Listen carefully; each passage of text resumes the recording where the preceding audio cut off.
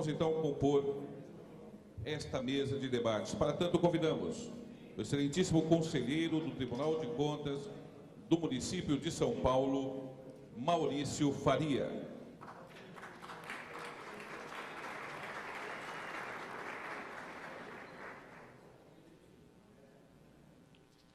Também convidamos o engenheiro formado pelo ITA, mestre em Finanças Públicas pela FGV, secretário de Finanças da Prefeitura de São Paulo entre 89 e 92, presidente da Associação Brasileira dos Secretários de Finanças das Capitais entre 89 e 92, Amir Cair.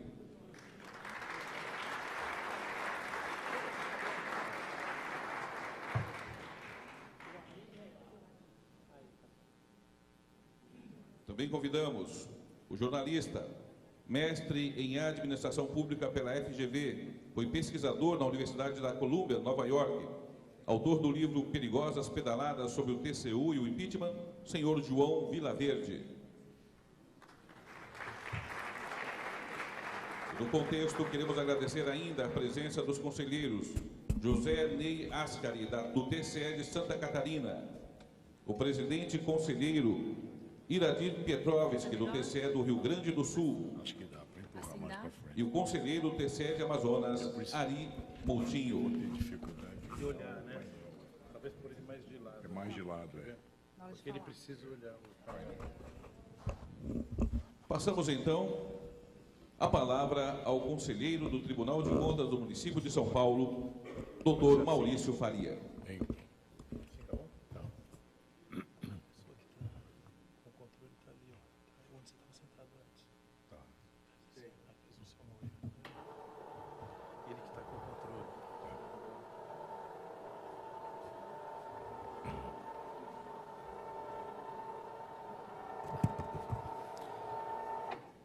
Boa tarde a todas e a todos.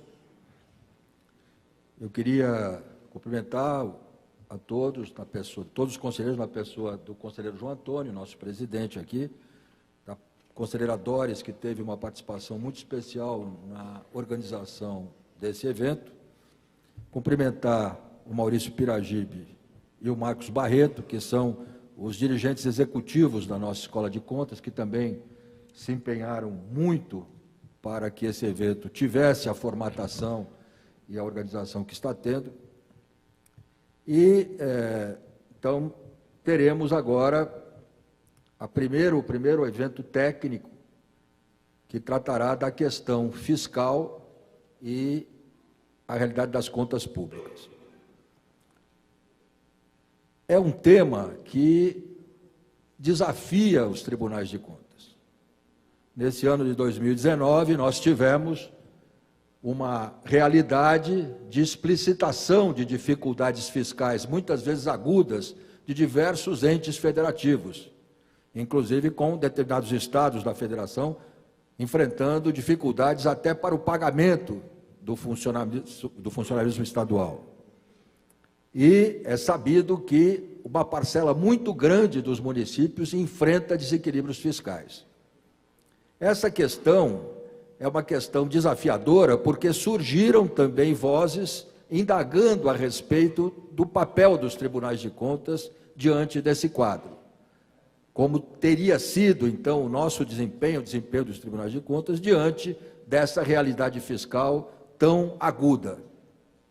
Há também um panorama, que é um panorama no qual esses desafios relacionados ao equilíbrio fiscal continuam preocupando. Por quê? Porque há uma realidade da economia brasileira, todos temos acompanhado, depois de uma forte recessão, nós temos tido uma retomada econômica ainda frágil, ainda oscilante, ainda limitada e num ambiente internacional preocupante, com muitos riscos relacionados à conjuntura internacional do ponto de vista econômico.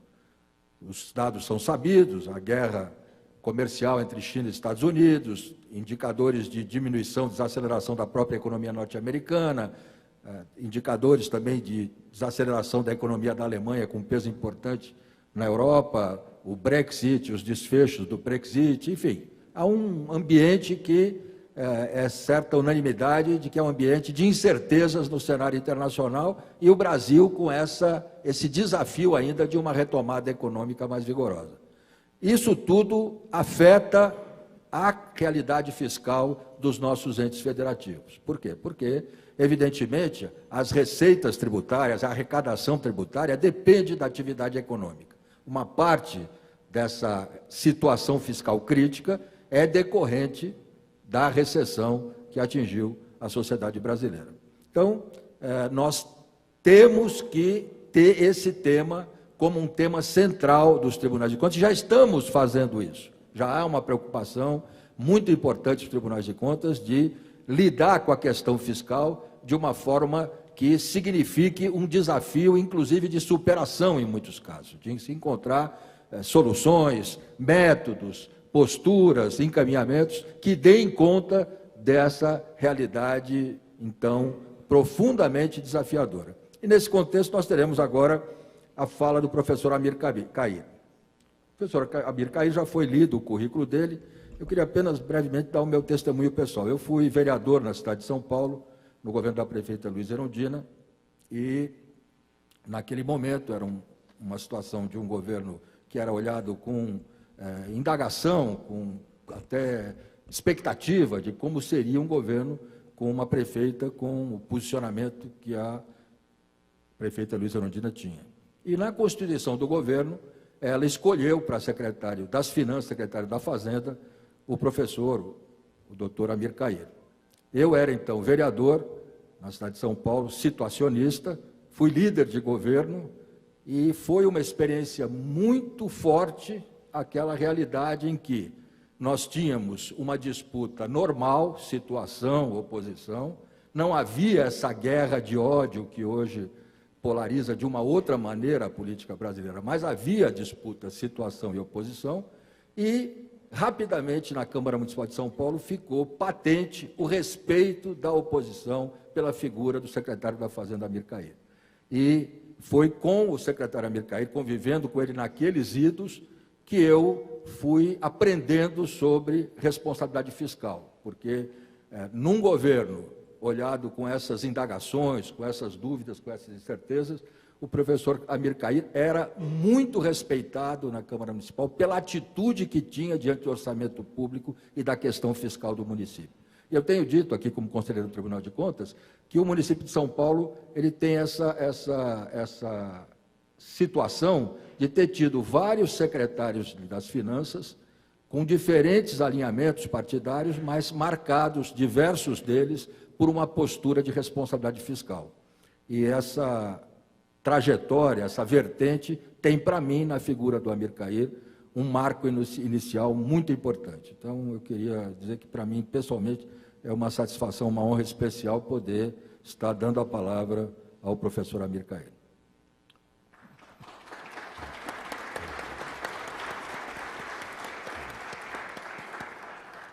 Muito obrigado, Maurício.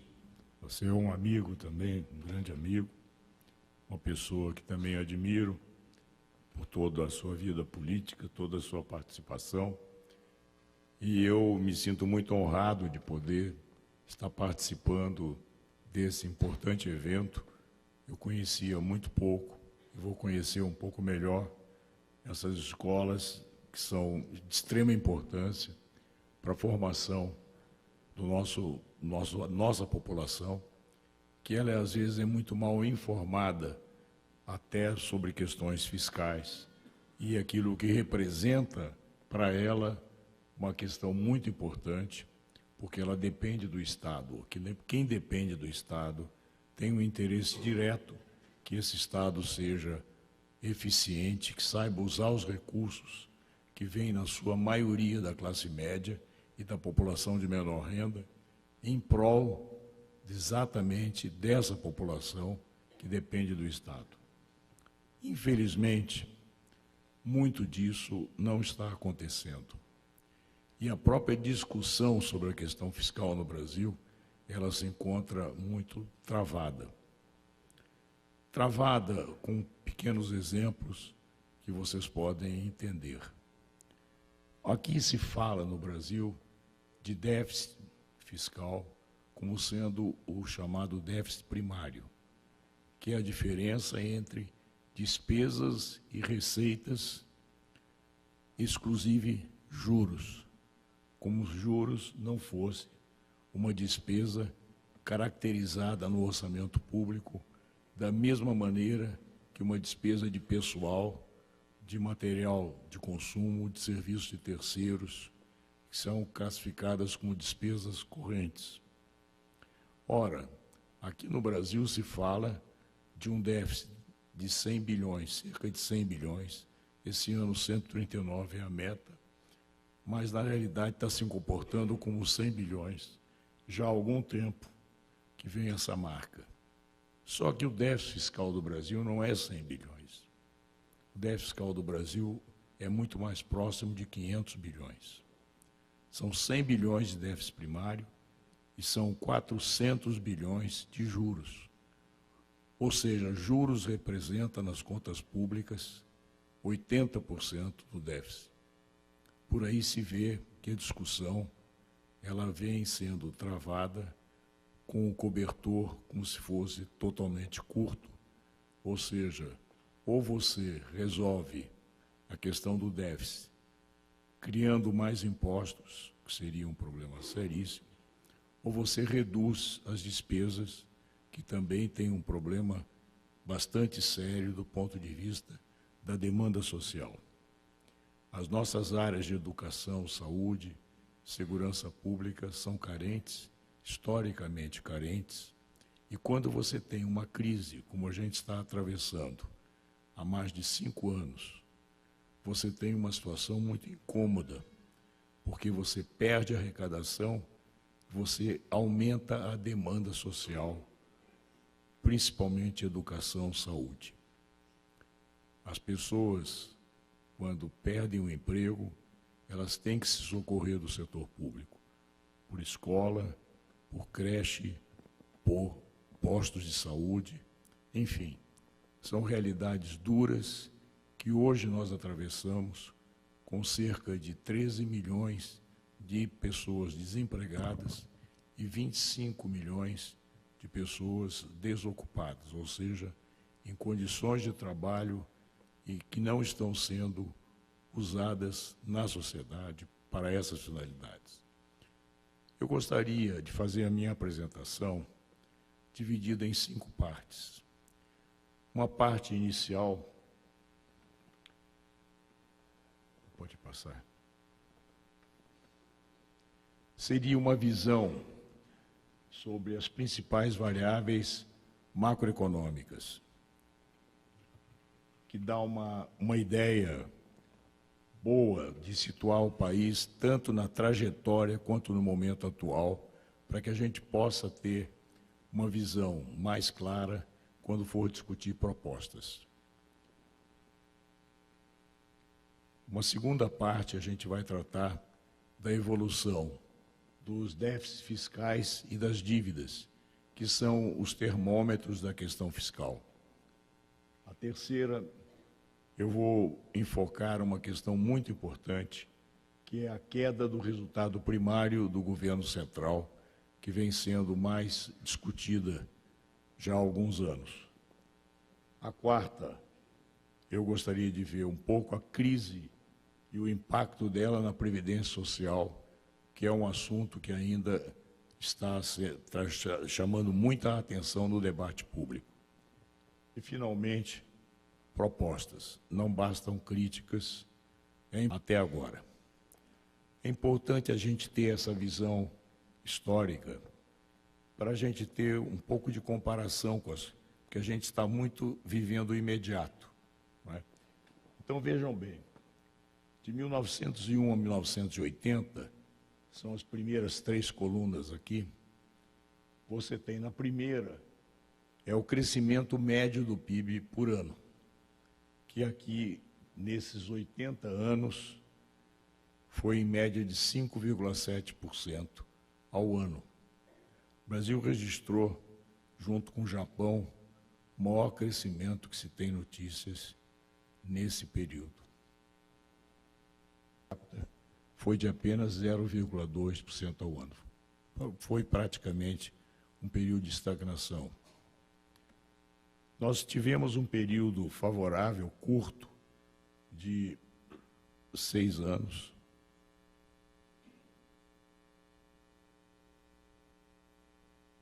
Sete anos, né?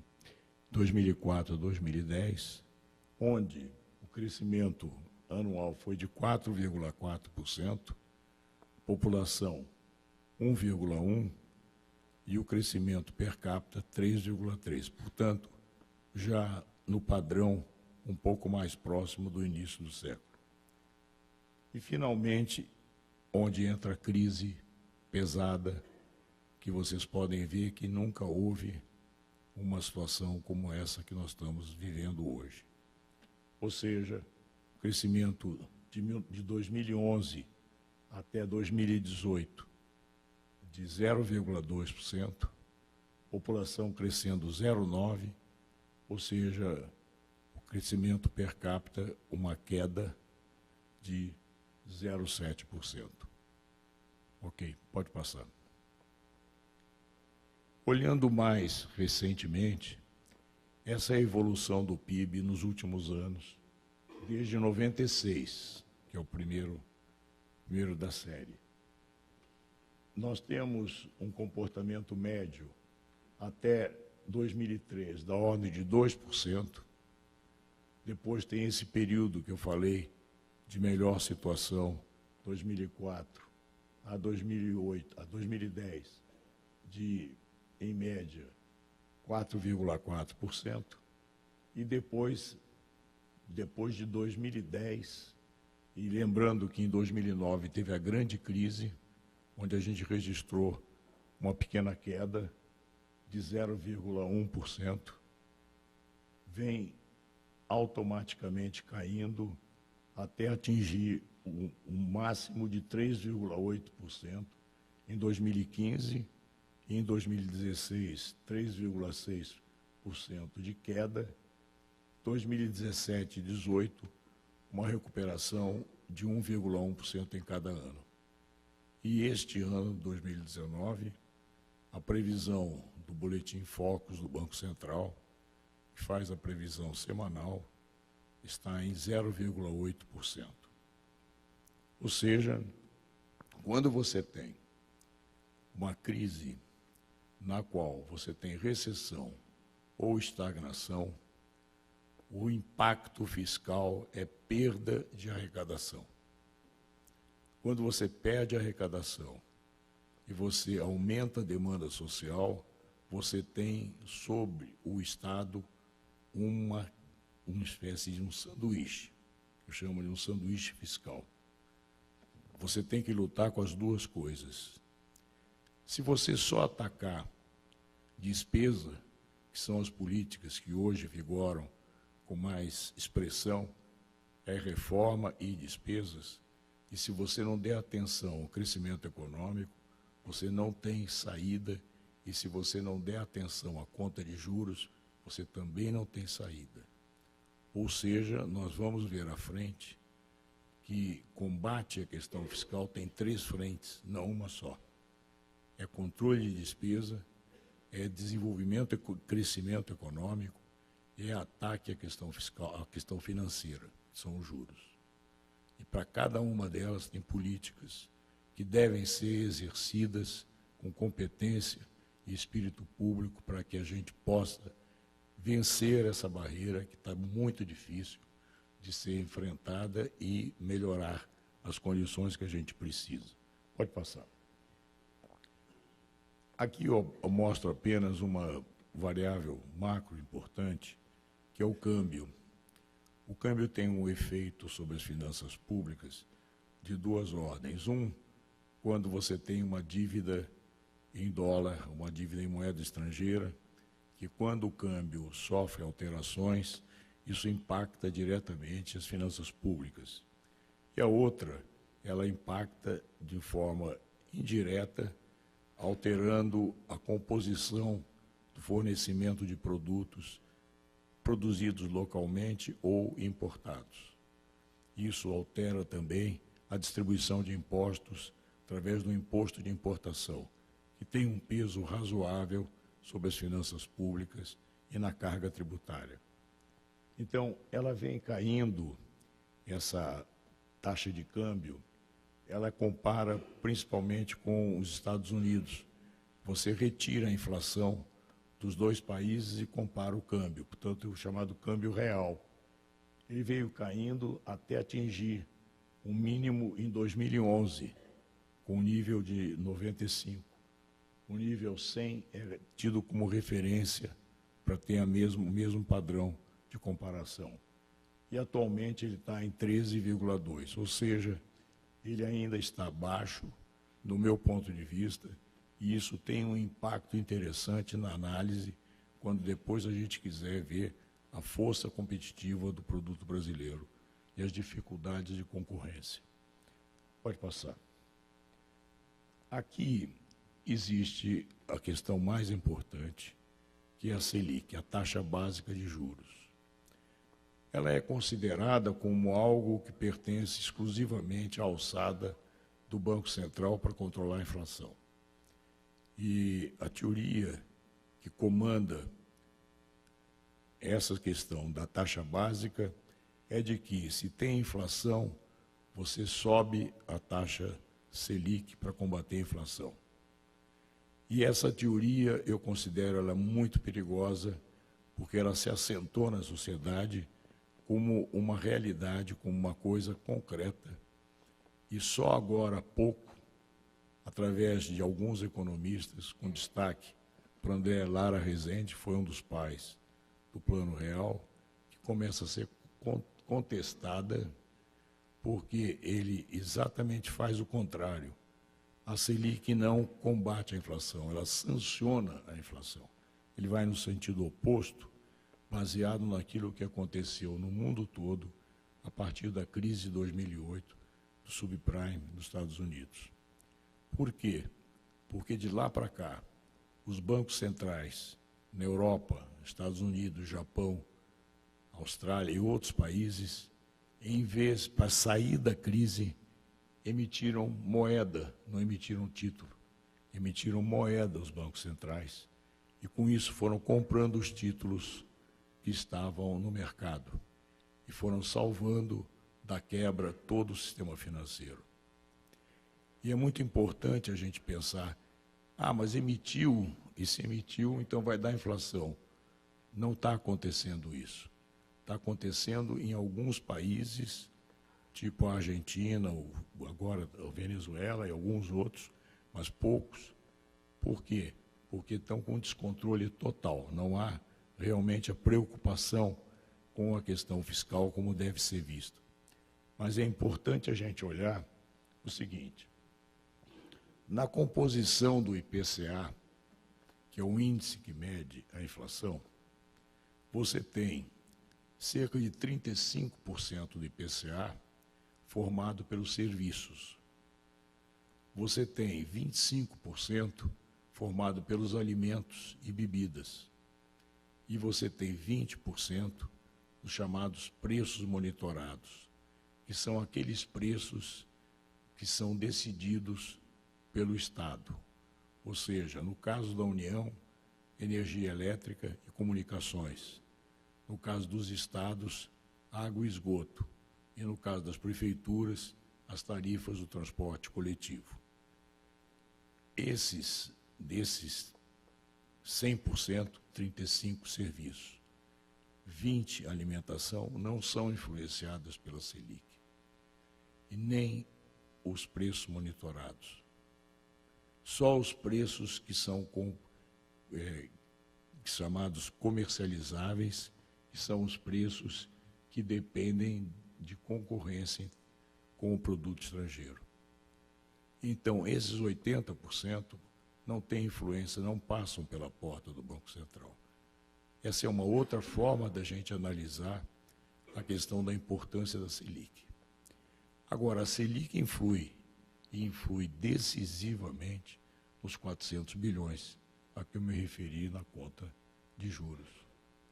Então, se quiser discutir a questão fiscal, tem-se que discutir a Selic. Não é só a inflação. A Selic está na linha de tiro na linha de análise e nós temos que assumir a experiência internacional.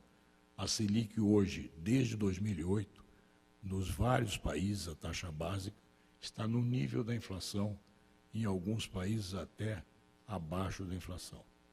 Taxa real negativa. Ok, vamos em frente. Aqui é uma outra questão de juros também que eu reputo da máxima importância.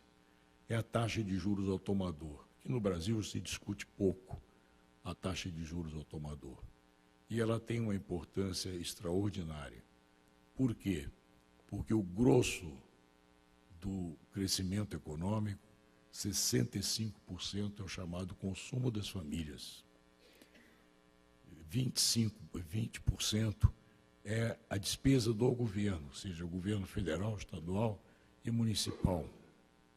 E 15% são os investimentos.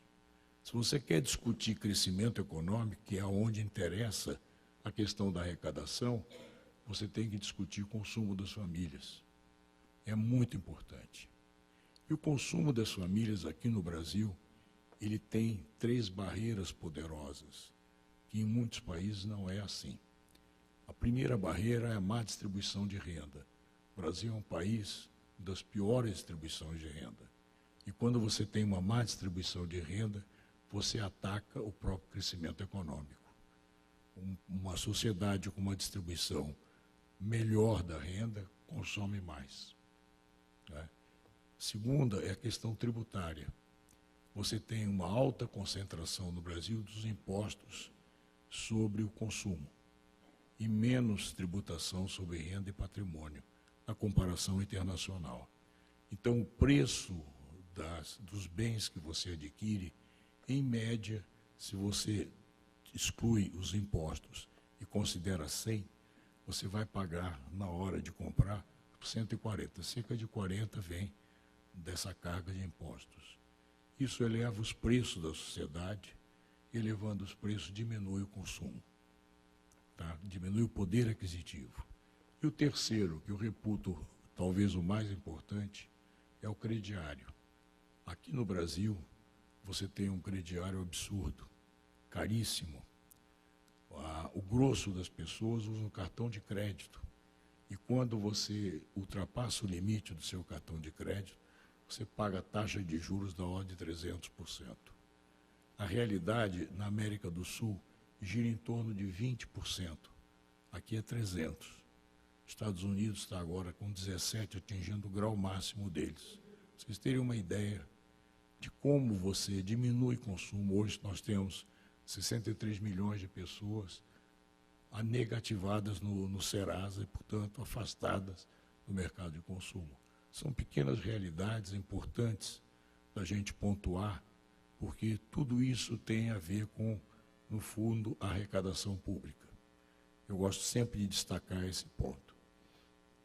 Você vê aqui como é alto ainda essa taxa média de juros ao tomador. O ano passado chegou em 130 pontos para pessoa física, que são as colunas em amarelo, e 60 para pessoa jurídica. Empresa pequena e média, com capital de giro, necessitando de capital de giro, quando está pagando 60%, realmente apressa ela a fechar as portas. Realmente, muito pequena empresa nessa crise está fechando as portas, desempregando gente, são fortes empregadoras de mão de obra.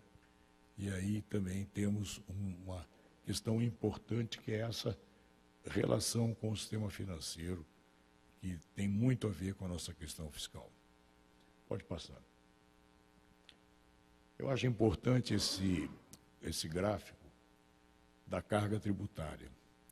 Ele vem desde 1947 e ele vinha crescendo aos poucos, estava até 1963 na faixa de 15%. O conceito de carga tributária, todos sabem, é a divisão entre a arrecadação pública e o PIB. Depois ele passa a subir 64 para frente e atinge 25% em 1969 e fica rodando em torno de 25% até 1999. 99 é o ano em que o Brasil teve que recorrer ao Fundo Monetário Internacional. E nós estávamos, no primeiro mandato, Fernando Henrique, com um déficit fiscal de 0,2% do PIB.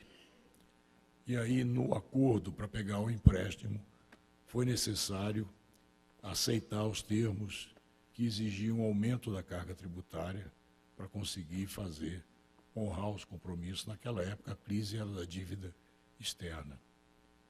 E aí eles foram subindo até atingir 31,5% do PIB em 2000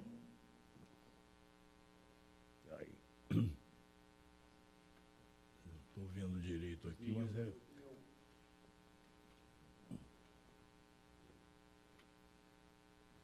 2001, parece. 2001? Isso, 2001. E aí ele fica oscilando entre 33 e 34. O máximo foi 33,8 e o mínimo 31,5 nesse período. Hoje nós estamos com um primeiro dado extraído, ainda não oficial, veio do governo através da Secretaria do Tesouro Nacional, 33,6%. É considerado uma carga alta e ninguém está pensando nessa reforma em reduzir a carga, porque os compromissos nossos são muito pesados. Nós temos ainda contas pesadas como a da Previdência, sem falar a Previdência dos Estados, que é muito mais complicada, e temos conta pesada de juros. Ok? Pode passar. Vamos ver agora a evolução da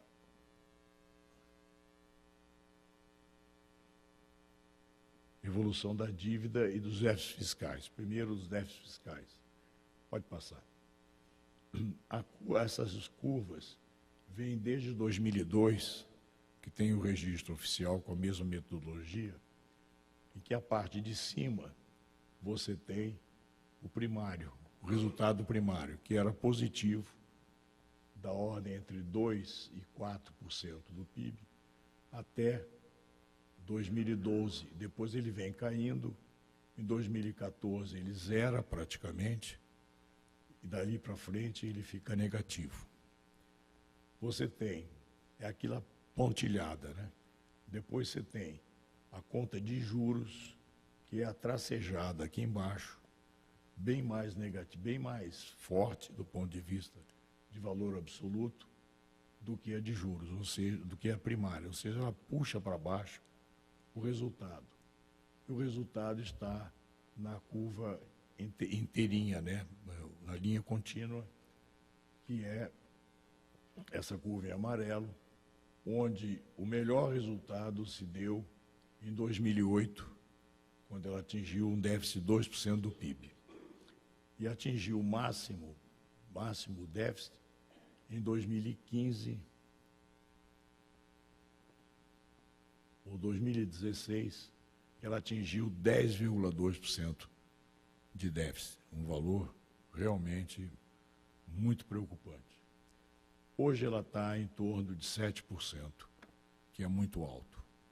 Tá? Ou seja, depois de vir todas essas políticas que vieram através do governo Temer como tentativa de melhorar a questão fiscal, a gente pouco evoluiu. Nós estamos ainda numa situação bastante incômoda.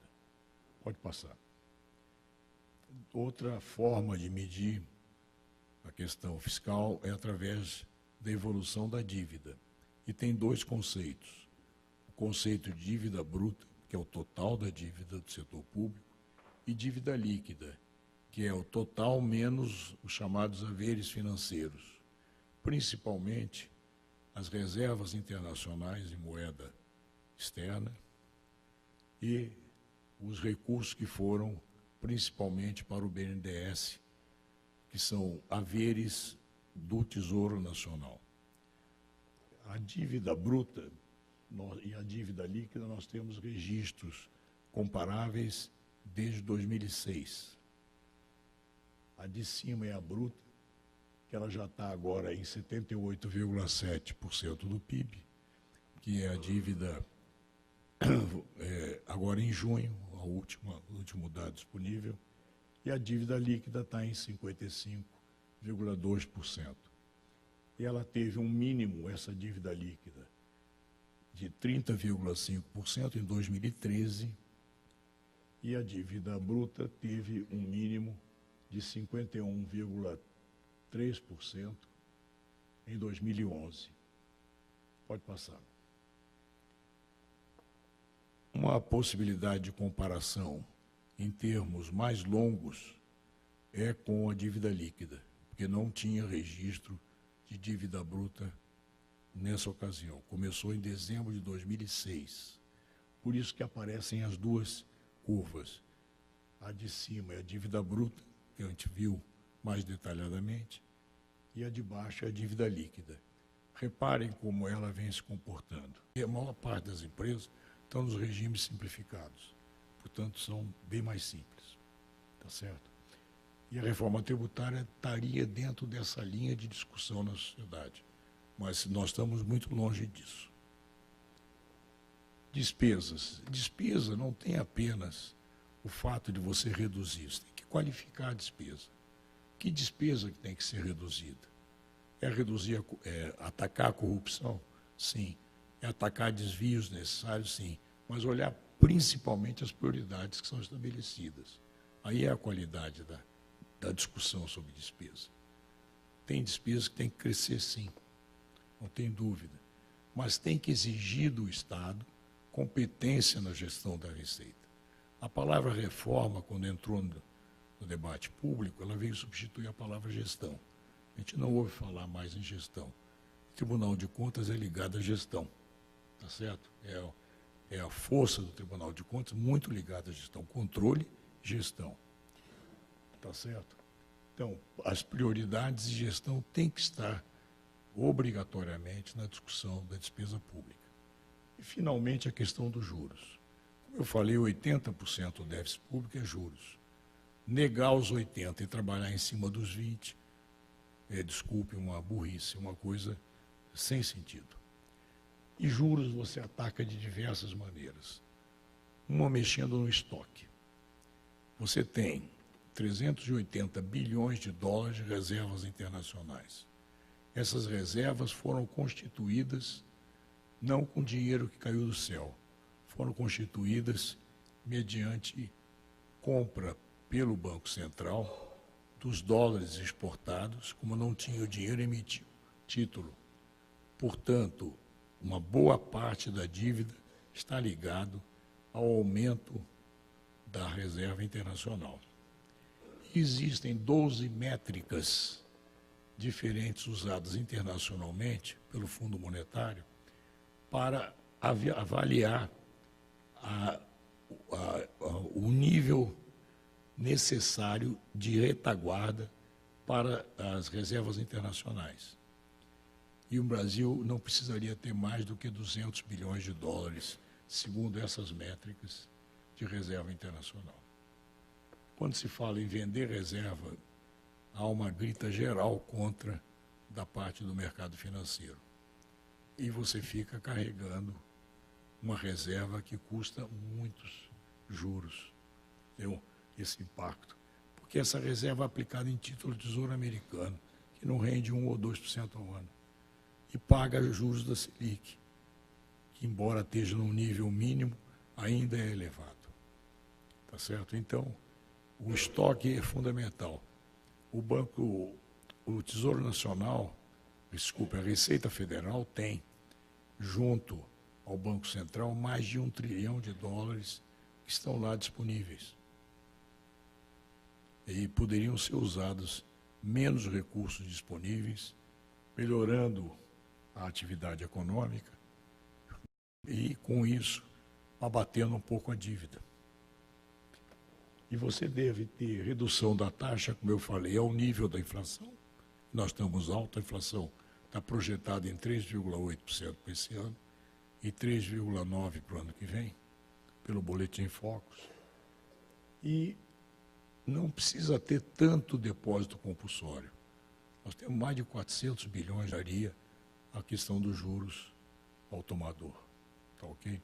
Bom, pessoal, é esse mais a apresentação. Tá? Muito obrigado.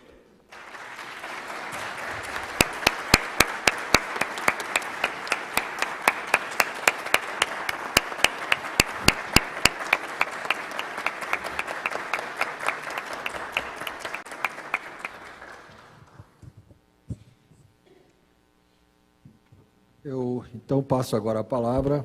Um pouco mais de 2 anos atrás, quando eu estava circulando para fazer conversas em diversos tribunais de contas sobre o livro-reportagem que eu lancei. É isso que me trouxe aqui, inclusive, na data de hoje. Eu queria fazer 2 breves comentários, um específico sobre a apresentação do professor Amir, que eu vou fazer em segundo lugar, e, em primeiro, um comentário, como eu disse, breve sobre a situação dos tribunais de contas nesse exato momento. Eu acho que a gente está vivendo a segunda onda dos tribunais de contas e a terceira eu acho que deve trazer bastante angústia para quem vive dos tribunais de contas. Não é meu caso, mesmo assim eu estou inquieto e angustiado. Antes da gente chegar na segunda, tem a primeira. O que está na minha cabeça? Eu acho que a primeira onda dos tribunais de contas é a partir do ano 2000 com a Lei de Responsabilidade Fiscal. Por quê? Porque a gente teve com a Constituição de 88, os senhores sabem muito melhor do que eu estou falando apenas para subsidiar o que vem a seguir. Mas será que outros também não fizeram? 3. O TCU pode fazer o que ele está fazendo? E enquanto as 2 primeiras são motivo de argumentação até hoje, a terceira é um sonoro sim. Tudo que o TCU fez, no caso específico do governo Dilma Rousseff, ele poderia fazer. Ele não cometeu nenhuma ilegalidade no seu trabalho. A questão das 2 primeiras continua viva. E aí a gente chega nesse momento que estamos hoje. Eu escrevi esse livro-reportagem, Perigosas Pedaladas, porque vivia lá em Brasília, trabalhava e cobria o impeachment do começo ao fim, e mesmo antes do impeachment, a questão das pedaladas fiscais, o que me levou a ter o azar, eu digo que é azar mesmo, de ser um dos 2 únicos jornalistas com o nome citado no processo de impeachment, que está nos anais do Senado Federal. Isso é um azar, porque tanto a acusação quanto a defesa queriam me levar para testemunhar no julgamento, o que, como jornalista, eu não posso fazer. Isso me gerou também uma pressão em nível pessoal muito grande. Como que a gente está hoje? Como que a gente pode ter uma instituição que tem C no nome, de contas, que não viu que diversos estados, segundo estudos, 17, já gastam mais do que a Lei de Responsabilidade Fiscal permite que eles gastem com salários e encargos. Se você tem uma instituição que só faz isso, não faz mais nada, a não ser checar a aderência das contas ao regramento legal, e ele não viu, então, para que serve? Veja, não há nenhum juízo de valor no que eu estou dizendo aqui. Eu estou colocando uma inquietação que vem da sociedade nessa segunda onda. Serve o Tribunal de Contas se ele não viu as contas. Se deram juízes, e há razões para se considerarem juízes, mas faz parte do poder legislativo, então não é judiciário. O Tribunal de Contas, todos eles, União, Estados e Municípios, não é controlado pelo Conselho Nacional de Justiça, porque não é do Judiciário. Então, a segunda inquietação é quem controla o controlador, né? Para repetir o Bobbio, quem fiscaliza o fiscal? E aí a gente olha e fala, well, ninguém controla o controlador, a sociedade que controla o controlador. Mas a sociedade até outro dia, que a gente está nessa segunda onda, nem sabia que existia o controlador. Cabe a mim fazer esse papel de colocar essa inquietação. Então, a gente está nessa segunda onda, que ela está terminando de passar na medida em que o impeachment, que agora no sábado, 31 de agosto, vai completar 3 anos, o final do julgamento. Na medida em que o impeachment da presidente Dilma Rousseff passa a ser mais história do que presente. E aí a gente, como qualquer onda que termina, vai para uma terceira onda, seja ela qual for. Qual é a minha aposta sobre essa onda? E aí eu encerro esse primeiro comentário. É uma aposta, eu posso estar completamente errado. A minha aposta, e aí é que traz uma angústia grande para quem vive dos tribunais de contas, qualquer que seja o seu papel nessa cebola. A minha aposta é que a sociedade vai começar a olhar e falar, bom, se a gente está aqui reduzindo uma parte dos nossos direitos, novamente sem juízo de valor, mas é isso que informada sobre o que está acontecendo, mas isso é pregação para convertido. Todo mundo que vive disso pensa que todo mundo que vive disso está bem informado. A sociedade não está. A sociedade está irritada, na medida em que a gente tem 13 milhões de pessoas desempregadas e outros 4,9 milhões de pessoas em desalento. Pararam de procurar emprego depois de tanto procurar e simplesmente desistiram. Isso é condição revolucionária. Os países que tiveram revoluções tiveram essa deterioração de mercado de trabalho. Condições revolucionárias geram redesenhos, isso tudo eu não estou dizendo nada que não seja óbvio, geram redesenhos institucionais impressionantes. Nós acabamos de fazer uma reforma da Previdência que apenas 2 anos atrás era inimaginável que ela fosse feita. Inimaginável. E ela foi feita. Nós tivemos um presidente da República que passou por não apenas uma, mas 2 denúncias de corrupção passiva. E ele permaneceu no cargo, novamente, sem nenhum juízo de valor aqui. Nós estamos vivendo tempos excepcionais e a excepcionalidade, atrás de excepcionalidade, é tão grande que a gente fica meio anestesiado. No entanto, na hora que o foco dessa sociedade, em condições revolucionárias, em condições de grandes redesenhos, olha para os tribunais de contas, ela vai encontrar o bicho do jeito que ele está hoje, ela certamente não vai gostar e ela certamente vai ter uma opinião sobre isso. E aí pode ser tarde demais para algumas virtudes sobreviverem. Esse é o primeiro ponto. O segundo comentário sobre a apresentação do professor Amir, a quem novamente eu agradeço. Foi um prazer poder assistir. Eu gosto muito de cinema e no cinema eu sou o maluco que compra na primeira fileira, porque eu gosto de ter aquela experiência super da cena na minha cara, porque de outra forma eu poderia assistir em casa com a TV distante. E aqui foi exatamente o que eu tive de experimentação, foi muito melhor, eu acho, do que se eu tivesse lá atrás, sem demérito para quem está lá atrás. Mas o meu comentário é o seguinte, eu acho que a gente está num período em que a excepcionalidade econômica é mais flagrante do que a excepcionalidade de outras áreas. Eu sei que é curioso falar isso no momento em que a gente está com um enorme radicalismo no país. E a gente atenta para a segurança pública, a gente atenta para a saúde, a gente atenta para a educação e tudo parece muito problemático. Mas eu acho que nada é mais flagrante da nossa excepcionalidade do que o tecido econômico. Nós estamos neste exato momento com 13 milhões de brasileiros, eu tenho casos na família, certamente todo mundo aqui tem também, desempregados. Outros 4,9 milhões de pessoas que estão em desalento, porque custa dinheiro procurar emprego. Você tem que sair da sua casa, você tem que pagar no mínimo uma passagem de ônibus, imprimir o seu currículo e depois você desiste. E os outros 11 milhões, segundo o IBGE, subempregados. A gente tem um contingente enorme de pessoas que está vivendo, muito provavelmente, o pior momento da vida delas. Nenhum servidor público foi demitido, enquanto tudo isso aconteceu e acontece. 0. Todos continuam empregados onde estavam empregados quando a crise começou, a não ser que tenha tido uma mudança de função. Demitido não foi.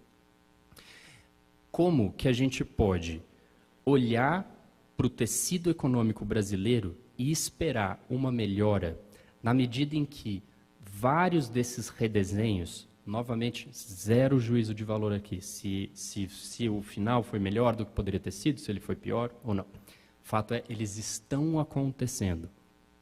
Se vários desses redesenhos não trazem uma melhora do conforto econômico, que deve ser o objetivo número 1. O que acontece? A gente tem algumas dicas do que acontece. No ano passado, ou seja, menos de um ano atrás, todo mundo foi votar. Todo mundo. 57 milhões de pessoas votaram no presidente que ganhou, o Jair Bolsonaro. 57,0. 57 milhões. 47 milhões de pessoas votaram no segundo colocado, no caso foi o Fernando Haddad.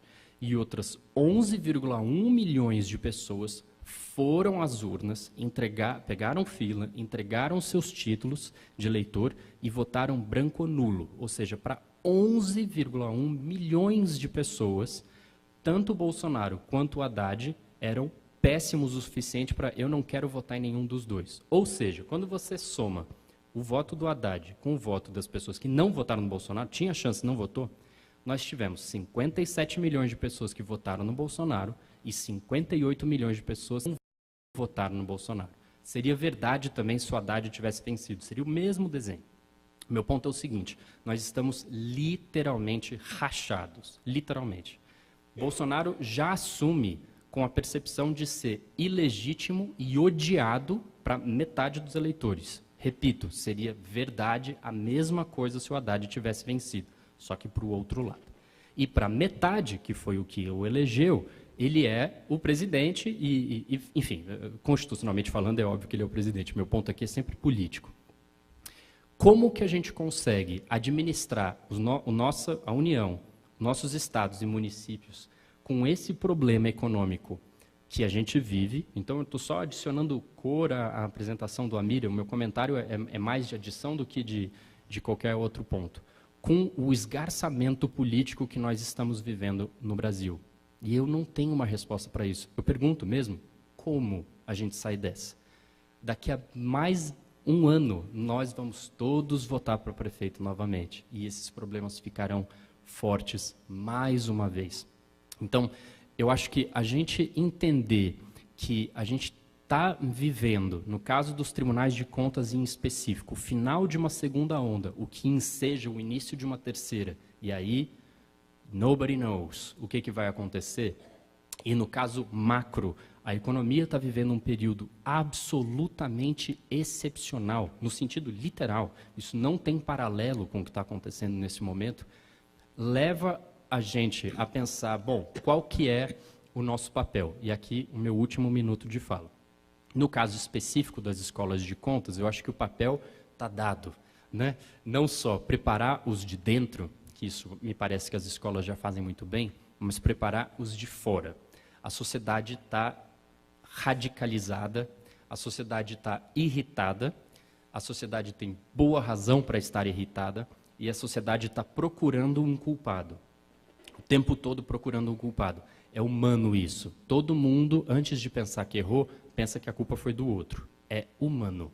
Então a sociedade está buscando um culpado. Na hora que ela olha e vê um sistema de tribunal de contas que, em vários casos, eu não quero generalizar para não cometer um erro tolo, mas em vários casos falhou na sua única missão, a sociedade terá, portanto, subsídios para pensar, bom, isso aqui talvez não me serve desse jeito, vai ter que me servir de outro. Que outro é esse? Nobody knows.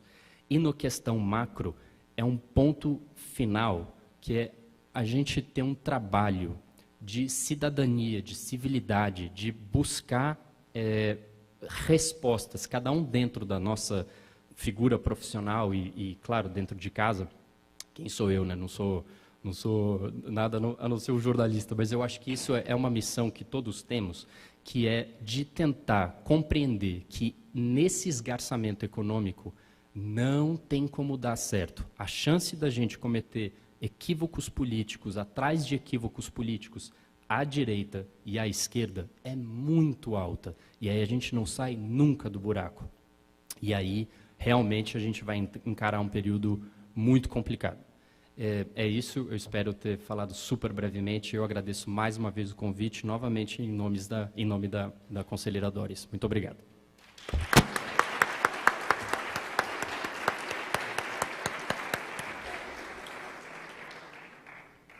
Bem, agora, senhoras e senhores, cabe a mim fazer um comentário. Normalmente, aquele que comenta por último, ele tem todos os elementos das falas que ocorreram anteriormente. No nosso caso aqui, é muito desafiador, porque o jornalista João Vilaverde coloca uma série de questões que envolvem o panorama institucional, político, que cerca os tribunais de contas. Mas eu vou me ater, eu vou procurar comentar a fala do professor Amir Cair, né, que é a referência para os comentários, levando em conta as questões instigantes colocadas pelo professor João Vilaverde, pelo jornalista João Vilaverde. E eu vou fazer isso comentando, apresentando alguns elementos do julgamento de contas que o Tribunal de Contas do município de São Paulo fez recentemente, a respeito das contas anuais do prefeito relacionadas ao ano de 2018, a execução orçamentária de 2018, e que, nessa decisão do tribunal de emissão do parecer prévio sobre as contas do prefeito, aparecem questões que estão ligadas a outros pontos, a outros fatos da realidade mais geral do Tribunal dos Tribunais de Contas. Inclusive, a questão do próprio parecer prévio sobre as contas do Executivo. Foi mencionado, destacadamente, o parecer prévio do TCU pela rejeição das contas da então presidenta Dilma Rousseff, e esse parecer prévio pela rejeição das contas teve um papel institucional decisivo, né, no processo do impeachment, então, da presidenta. Essa questão do parecer prévio sobre as contas dos executivos, ela atravessa a trajetória dos tribunais de contas durante muitos anos. A questão do parecer prévio sobre as contas da presidenta Dilma Rousseff, ela ainda, como há essa fortíssima polarização política no país, ainda se faz necessário uma certa decantação para que se possa fazer uma avaliação, digamos, mais distanciada com o tempo histórico a respeito daquela decisão. Mas é uma decisão polêmica. Por quê? Porque havia precedentes, o próprio jornalista verificou isso, de irregularidades em anos anteriores, cujo conteúdo fundamental era essencialmente assemelhado, ou o mesmo. Né? E, no entanto, essas irregularidades que ocorreram em anos anteriores não ensejaram o parecer prévio pela rejeição das contas. Né? Então, há uma dúvida, porque essa questão do parecer prévio, ela também está presente nessa outra indagação a respeito da trajetória dos tribunais de contas. Por que é que os tribunais de contas, em estados da federação que hoje apresentam situação fiscal crítica, por que é que os tribunais de contas, ao longo dos tempos, não emitiram pareceres prévios pela rejeição das contas de governadores? E essa questão dos pareceres prévios, ela tem muita complexidade, porque muitos tribunais de contas levaram em consideração o histórico das contas públicas e não apenas aquele momento daquele exercício de execução orçamentária que estava sob julgamento. Então, levavam em conta os esforços que eventualmente tivessem sido empreendidos pelos governadores, que, tendo recebido uma condição fiscal adversa, difícil, com um quadro de receitas no Estado sujeito a uma série de injunções, aqueles governadores, mesmo tendo feito determinados esforços, ainda assim, ao final de um determinado exercício, apresentavam uma situação fiscal desfavorável, a rigor, uma situação fiscal que não era adequada, que não expressava equilíbrio fiscal. Então, os tribunais de contas fizeram uma avaliação, fizeram opções difíceis de como analisar e emitir o parecer prévio considerando essas circunstâncias, ou seja, não apenas aquele exercício, mas o histórico das contas públicas naquele Estado e o esforço para uma melhoria da condição fiscal, mesmo ainda num quadro de condição fiscal desfavorável ou até de desequilíbrio fiscal, mas com alguns resultados de melhoria e de superação. Isso hoje está em debate nacionalmente, porque se cobra dos tribunais de contas essa questão do parecer prévio sobre as contas do Executivo e quais os critérios. E o fato é que não há, no nosso ordenamento, uma definição precisa de qual o critério para os tribunais de contas definirem o parecer prévio. Não há na legislação isso exatamente estabelecido, e é a construção de uma jurisprudência, de certa maneira, se pode falar assim, porque é uma jurisprudência, são julgamentos administrativos, mas é uma jurisprudência que foi sendo construída de uma maneira, inclusive, bastante diversificada nacionalmente. O que eu vou me colocar aqui é o seguinte: no caso do município de São Paulo, da capital de São Paulo, nós temos algumas condições que são diferenciadas. Uma primeira condição é que, historicamente, o tecido econômico situado no município de São Paulo revela um vigor muito especial, por ser exatamente, talvez, o tecido econômico em âmbito municipal mais dinâmico no país. Então, isso fez com que, ao longo de muito tempo, as receitas municipais tivessem uma elevação sistemática em termos reais. Então, as receitas do município, salvo agora, nesse período da crise, as receitas do município sempre subiram acima da inflação, sempre subiram em termos reais, e isso foi um fator decisivo de uma condição fiscal, digamos, mais favorável.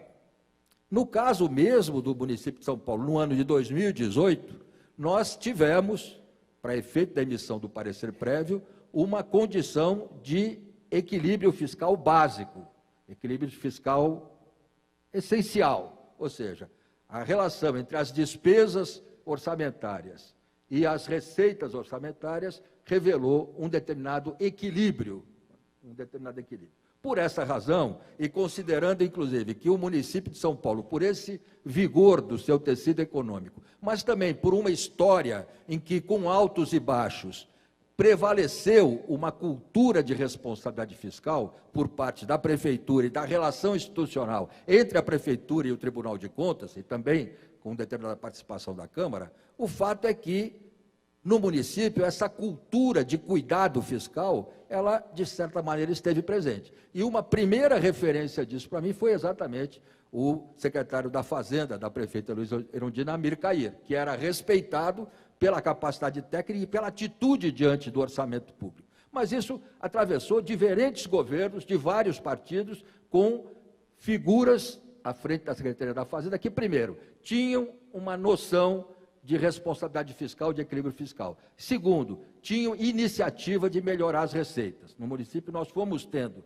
determinadas iniciativas de buscar receitas que antes não eram vistas como tal. Por exemplo, o Tribunal de Contas participou decisivamente da legislação que permitiu o leilão das contas bancárias que pagavam os servidores públicos, a licitação das contas bancárias. Isso era um valor, era um ativo que não estava identificado como tal. Então, no município, houve, inclusive, essa iniciativa precursora. Na época, isso significou um acréscimo de receita de 500 milhões de reais. Na época, isso, corrigido monetariamente, hoje seria um valor significativamente maior. Nós tivemos também as operações urbanas, várias outras formas de receitas extra-orçamentárias que foram sendo identificadas. Bem, então, diante desse quadro de verificação, que em 2018, ainda numa realidade da atividade econômica, de uma economia fraca, uma recuperação ainda oscilante, não muito bem definida, o município, então, obteve esse resultado de execução orçamentária de razoável equilíbrio fiscal, mas com riscos fiscais importantes. A diferença desse parecer prévio nosso, aprovado agora ao final de junho, que é a nossa data limite, é que, ao mesmo tempo que nós deliberamos aprovar a emissão de um parecer prévio pela conformidade, ou seja, de aprovação, indicando a regularidade da execução orçamentária, sem ressalvas, porque tem havido também essa discussão de tribunais de contas, de parecer prévio, de aprovação com ressalvas, e também há todo um debate, ou uma questão posta do que são as ressalvas na aprovação de um parecer prévio de contas do Executivo. No nosso caso, nós decidimos o seguinte, que era tão significativo que o município, no ano de 2018, num panorama de crise fiscal generalizada da União, de muitos estados, da maioria dos municípios, que o município tivesse em São Paulo essa condição de um equilíbrio fiscal básico, que nós iríamos emitir um parecer prévio pela aprovação sem ressalvas. Mas, ao mesmo tempo, nós identificávamos alguns riscos fiscais importantes e muito importantes no caso do município de São Paulo, e que talvez isso esteja presente de alguma forma em outros lugares. Primeiro, é o aumento muito expressivo, muito acelerado e em montantes muito altos das despesas de pessoal embutidas em parcerias público-privadas. Nós temos no município de São Paulo uma realidade que é o seguinte: na saúde, já a metade da atividade da Secretaria da Saúde, 5 bilhões das despesas da saúde, são realizados por transferências a organizações sociais, OS, em contratos de gestão e convênios. É sabido, nós ainda não temos dados mais precisos de qual é o peso do pessoal nessa despesa, que é realizada por via de transferência, mas fala-se, grosso modo, que é da ordem de 80%. Então, agora, o governo federal, a Secretaria do Tesouro, definiu que a partir de 2021, as despesas com o pessoal embutidas em parcerias público-privadas, contratos de gestão e convênios, necessariamente serão computados como despesas de pessoal para efeito da Lei de Responsabilidade Fiscal, o que é absolutamente adequado, porque no caso do município de São Paulo, a presença das OS na prestação de serviços de saúde é uma presença estrutural hoje, não é conjuntural, é estrutural, é de muito difícil reversibilidade. O mesmo acontece na assistência social, os convênios são a forma de prestação dos serviços de assistência social no município, e também na educação, em que a expansão de vagas em creche, acelerada, em escala alta, é feita por meio de convênios. Então, nós estamos o quê? Já tínhamos feito um alerta à Prefeitura sobre esse risco fiscal dessa despesa de pessoal embutida nas parcerias público-privadas, já em 2017. E em 2018, para as contas de 2018, agora em 2019, nós estamos determinando que, primeiro, haja uma explicitação, tanto na despesa como na lei orçamentária, dessa quantidade de recursos que diz respeito à transferência para as organizações sociais, para as parcerias público-privadas, e o significado da despesa de pessoal embutida. Então, esse é o primeiro risco fiscal que nós apontamos, que, como os senhores podem ver, é um risco fiscal significativo, porque se nós já computássemos hoje as despesas de pessoal das parcerias público-privadas, provavelmente nós já estaríamos na margem de risco quanto à lei de responsabilidade fiscal, ou até ultrapassando, porque nós já estamos em 36,4%, mas como o volume dessas despesas de pessoal embutidas em parcerias público-privadas é muito alto, então nós teremos que estar ligando com isso. Um outro dado que está presente na crise fiscal de diversos estados, que nós identificamos no município, é o patamar das renúncias de receitas. A nossa auditoria identificou que, no caso do município de São Paulo, o patamar de renúncias de receitas é de 20% da receita orçamentária prevista. 20%. E essas renúncias fiscais, que envolvem planos de parcelamento incentivado, isenções, enfim, vários mecanismos de renúncias fiscais, eles não têm nenhuma explicitação pública, não há nem mesmo o registro mais preciso disso no orçamento público e na execução orçamentária. Isso é uma prática, é quase que usos e costumes na cidade, mas isso não está tratado como questão fiscal. E é evidente que é uma questão fiscal. Se você tem 20% da receita prevista deixando de ser receita por conta de renúncias fiscais, isso então qual é a medida? É explicitar. E que a Câmara Municipal, que é quem aprova a legislação que estabelece as renúncias fiscais, que ela então trate disso adequadamente, ou seja, uma renúncia fiscal, ela tem que ter um monitoramento das vantagens que estariam implícitas na própria renúncia. Qual é o objetivo da renúncia e qual é o interesse público presente na renúncia e a verificação de se esse interesse público está ou não sendo atingido. Um outro ponto é que nós vimos é que havia uma fonte de receita que eram a utilização dos depósitos judiciais, aquela margem de 30%, que envolve fator de risco, porque os depósitos judiciais estão cercados de incerteza, não se sabe qual é a decisão judicial final com trânsito em julgado e que implicações aquilo terá para efeito dos depósitos. Como isso é um valor que tem um determinado peso no orçamento, nós indicamos como outro ponto de risco fiscal. O outro é aquele que é nacional, é o déficit previdenciário. No caso do município, o município aprovou uma espécie de uma mini-reforma previdenciária, fundamentalmente com o aumento da alíquota do desconto previdenciário sobre os servidores municipais. Passou para 14%, uma elevação forte. né, e buscando, então, um alívio imediato da questão previdenciária. Nós agora, em 2019, teremos uma verificação de qual o resultado imediato dessa legislação de aumento da alíquota. Mas, de qualquer forma, as despesas previdenciárias do município são as despesas que mais aumentam em percentual. Nós tivemos, em 2018, um aumento de 14% no gasto previdenciário do município. Então, nós temos que estar acompanhando isso e monitorando esse outro fator de risco fiscal. E o quinto fator de risco é, no caso de São Paulo, do município de São Paulo, os subsídios ao transporte por ônibus. Nós temos tido um aumento extraordinário do montante dos subsídios anuais pagos ao transporte público, transferidos para a cobertura dos gastos do sistema público de transporte. Isso também está com indícios de descontrole, há um aumento muito acentuado, se tem uma previsão orçamentária de 2 bilhões aproximadamente, e o realizado é 3 bilhões e 300. Então, é uma diferença enorme entre o previsto e o realizado. Então, a diferença da nossa parte foi essa, foi tratar na emissão do parecer prévio essa questão dos riscos fiscais, identificar riscos fiscais e propor medidas. Nós, inclusive, estamos para fazer uma interlocução com o senhor prefeito, apresentando esse quadro e propondo uma interlocução sistemática, desdobrada, para tratar cada um desses riscos fiscais.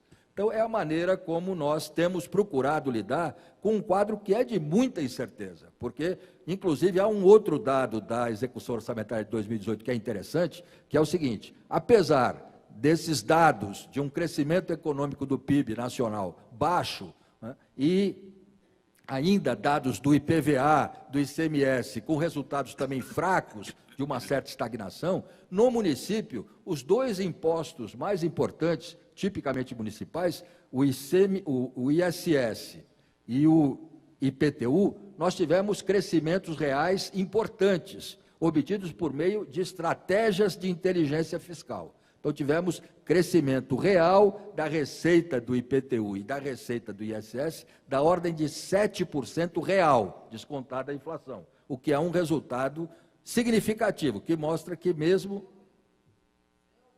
sem aumento, exatamente, sem, vamos dizer assim, aumento nominal de tributos, sem alíquotas maiores, apenas com estratégias de inteligência fiscal.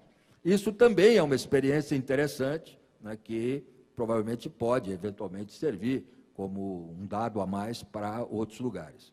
Então, é isso que eu diria, quer dizer, agora, é um quadro muito complexo que São Paulo vive, que vocês devem estar também vivendo, né? Nós temos tido situações, tivemos agora essa questão da precarização do trabalho, né?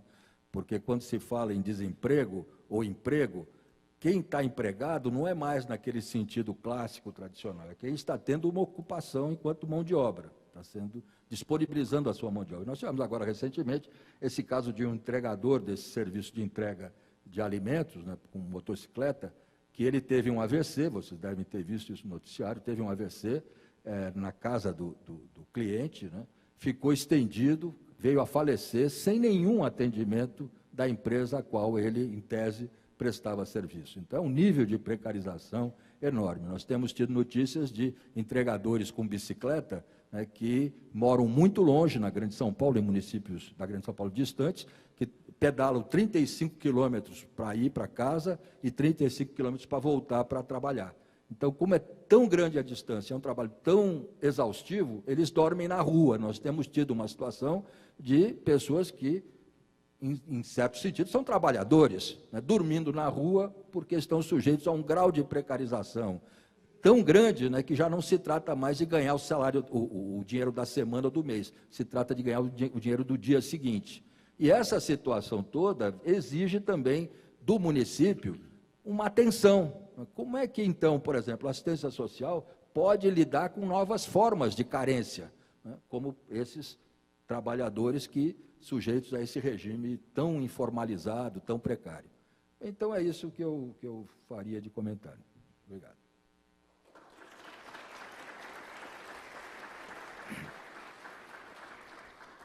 Nós queremos agradecer as palavras e cedemos agora a palavra ao presidente do tribunal, doutor João Antônio da Silva Filho.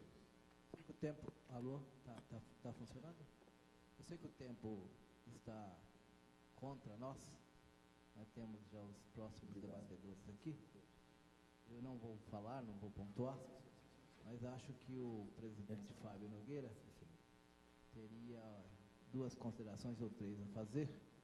Como eu já falei aos ouvidos, que nós temos concordância naquilo que ele vai falar, então eu passo aqui a palavra só para os comentários. Desculpa eu atrapalhar aí o cerimonial. Eu quero assumir o compromisso e tentarei ser extremamente breve, pedindo desculpas ao presidente da mesa, conselheiro Maurício Faria, ao doutor professor Amir e ao João Vila Verde. Mas, às vezes, nós,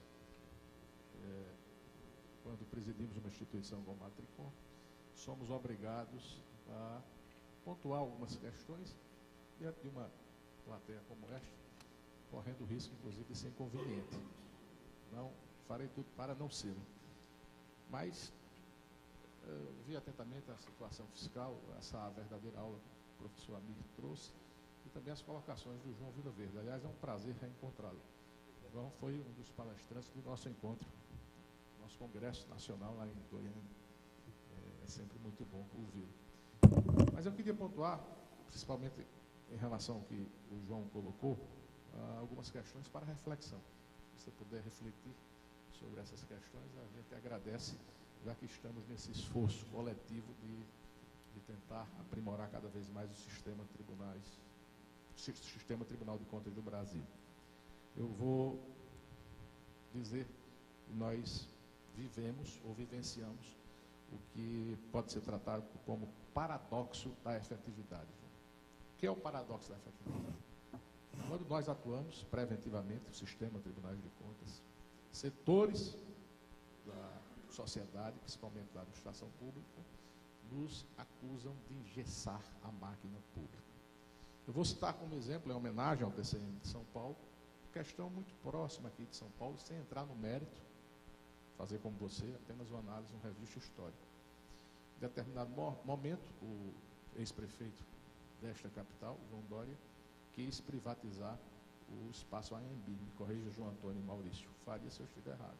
Este tribunal atuando preventivamente, a partir de uma emissão de uma cautelar, sustou o processo. Para quê? Para oportunizar o gestor as correções de rumo necessárias. Em contramão, em contraponto, em contrapartida, uma verdadeira artilharia acusando este tribunal de querer interferir na discricionariedade do gestor da gestão pública. Estou citando apenas um caso que se repete Brasil afora.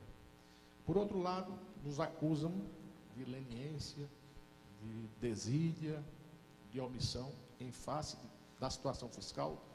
Ontem eram 7 estados, hoje 10, amanhã 17. Né?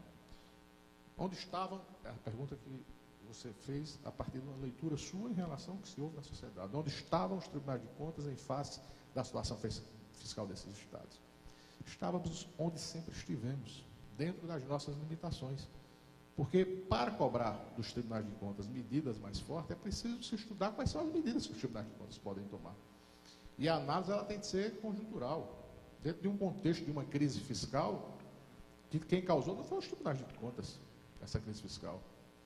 E onde estava a situação fiscal da União? Será que foi causada pelo TCU, por exemplo?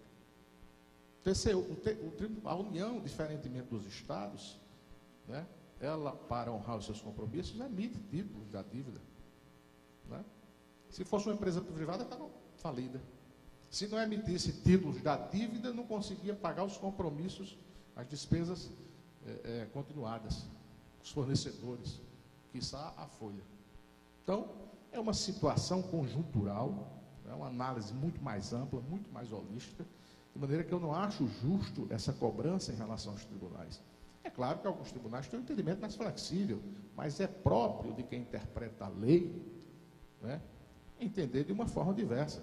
Até porque os órgãos colegiados, determinado ministro, determinado juiz, determinado conselheiro, têm um entendimento diferente de outro. Então, por exemplo, Alguns tribunais entendem, a partir de pareceres normativos, que aquelas despesas do imposto de renda ou as de inativos, enfim, não devem refletir no cômputo dos gastos de pessoal. Certo ou errado, estão cumprindo seu papel. Agora, tem que chamar para o debate também, por exemplo, o Poder Judiciário, o MP, o Ministério Público, que se retirado esses pareceres, fecha o Estado, fecha para balanço, porque o Judiciário extrapola, o Executivo extrapola, o Legislativo extrapola, e aí? E se o Tribunal de Contas atua de forma mais forte? Nós não temos o poder coercitivo do Judiciário, não temos aquela, eu não vou dizer espada, aquela arma em punho que o Ministério Público detém. Não estou criticando, estou só dizendo que nós temos limitações. Então, faço essa análise para dizer que querer imputar aos tribunais de contas do Brasil única e exclusiva responsabilidade pela situação fiscal, né, que atinge, que alcança 10, 11 estados, não é justo. Tem outras ponderações para fazer, enfim, em relação à LRF, por exemplo. Você foi extremamente preciso quando pontuou aqueles marcos, né? Primeiro, a Constituição de 88, eu voltava mais um pouquinho.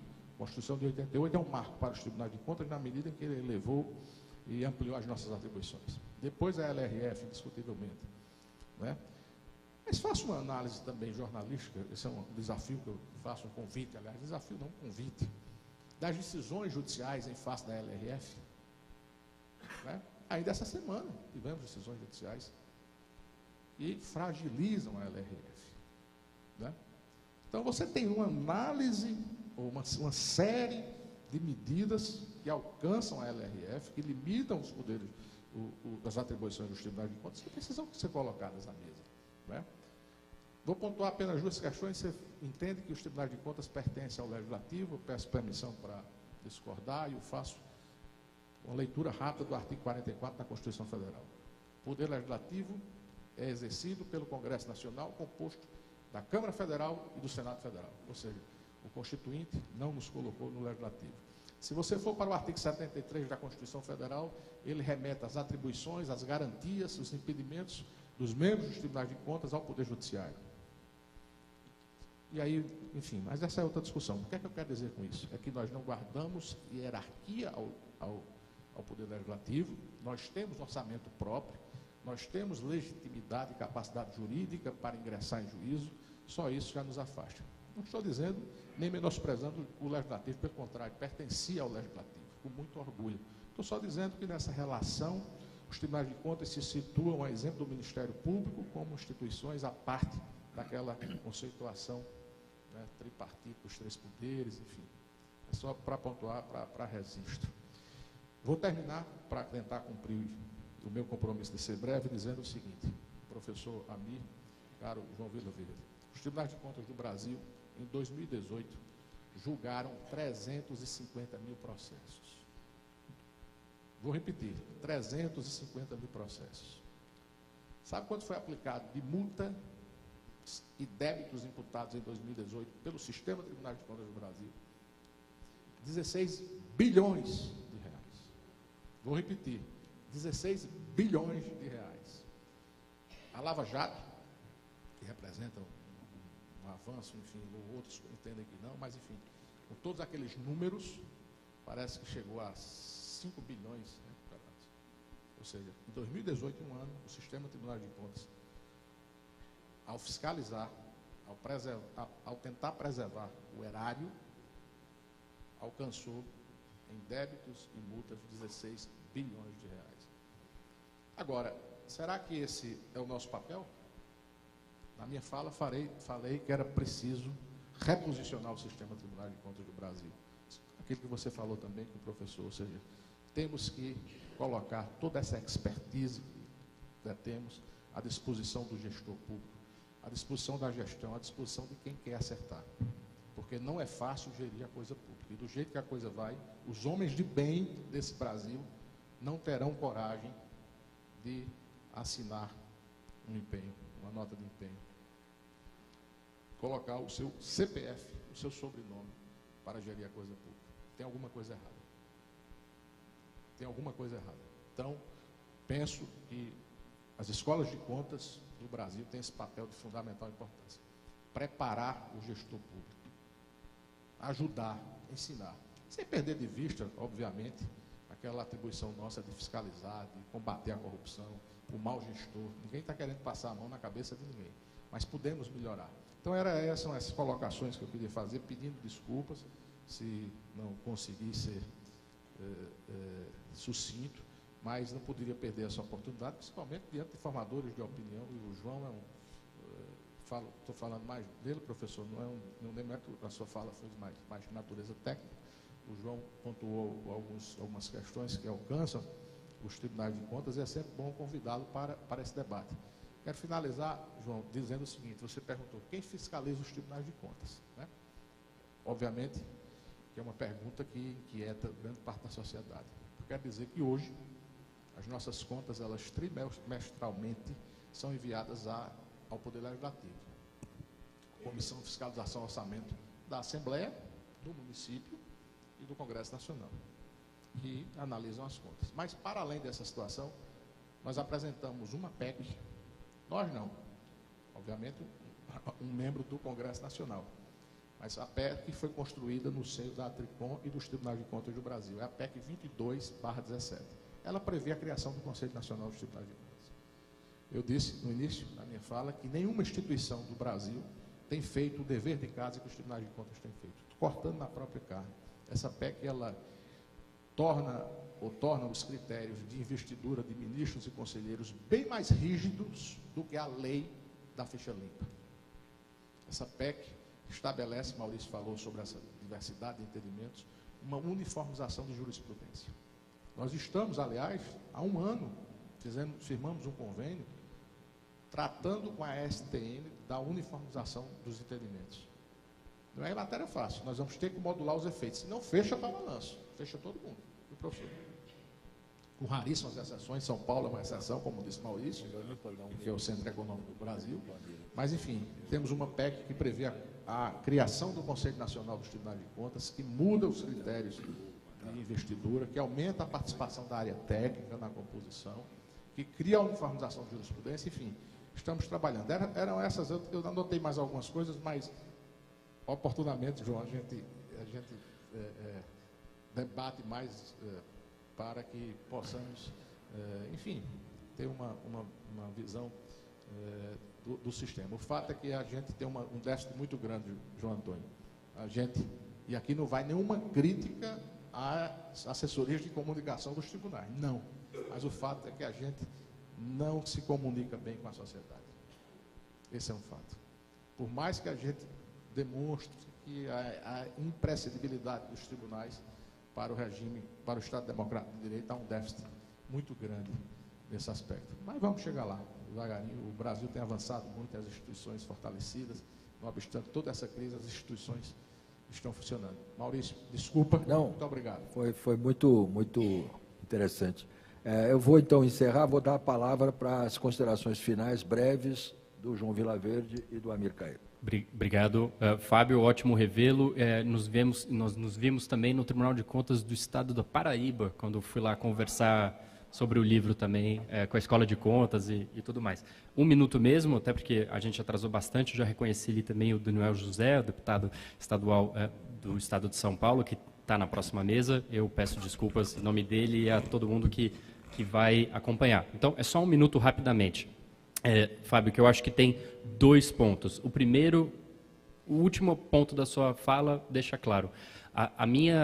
O que eu trago aqui, essa angústia toda e esse desafio que eu coloco, e aí sim a palavra é essa, é porque eu não tenho nenhuma dúvida que para os convertidos, quem está dentro do sistema, a pregação não se faz necessário, porque quem está dentro do sistema, quem acorda e vai dormir, só pensa em Tribunal de Contas, está tudo muito bem resolvido do ponto de vista, sei as minhas limitações, sei onde eu tenho que atuar, sei onde tem problema, sei isso. Mas do Tribunal de Contas para fora, está nada resolvido. A sociedade está muito pouco informada sobre como funciona, ela só vê o que chega das contas debilitadas e os tribunais de contas ali todo ano trabalhando. Esse é um ponto. E no segundo, subscrevo a questão sobre o judiciário. É claro que eu poderia falar muitíssimo mais sobre o judiciário. Eu guardei sobre a questão econômica por conta da apresentação do professor Amir e a questão dos tribunais de contas por onde eu estou. Mas só 2 pontos e aí eu encerro. Veja o que o judiciário fez há menos de uma semana. A lei de responsabilidade fiscal é clara que há um gatilho de redução de jornada, e, portanto, redução de salário, não teria cabimento redução de jornada com manutenção do salário, quando os estados estão extrapolando os limites da lei. Está lá na lei. No entanto, o Supremo, por maioria, já disse que não vale. Então não vale. Mas está na lei. Então tem que botar na Constituição. Então a gente sobe sempre para a Constituição. Então agora a gente precisa de uma PEC para copiar o texto da Lei de Responsabilidade Fiscal e colar na Constituição para aí sim poder valer. Só que já está, e é uma lei complementar. E o outro e último ponto, o Executivo encaminhou, tanto em 2017, novamente sem juízo de valor se o Executivo estava fazendo certo ou errado, eu estou lidando só com fatos. O Executivo encaminhou, tanto em 17 quanto em 18, para os anos seguintes, 17 para 18, 18 para 19, na União, a postergação do aumento salarial para os seus servidores federais, dada a questão fiscal.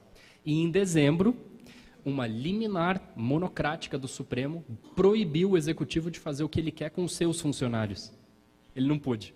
Ele teve que pagar um aumento de salário no meio de uma crise com 13 milhões de desempregados. Então, o judiciário, embora ele não tenha a responsabilidade de arrecadar nem de emitir dívida, ele tem entrado também naquele que faz esse trabalho, que é o executivo, e dificultado bastante a questão nesses 2 pontos. Né? Claro que o judiciário também é cheio de virtudes e tudo mais. É isso. Obrigado. Então, eu vou passar a palavra para as considerações finais do professor Amir Cair e gostaria de, já várias presenças de colegas conselheiros foram registradas, eu registro então a presença da conselheira presidente do Tribunal de Contas do Distrito Federal, conselheira Uniceia Luzia Machado. Prazer. Então, passo a palavra ao Eu agradeço o convite e desejo a todos o sucesso na sequência. Muito obrigado.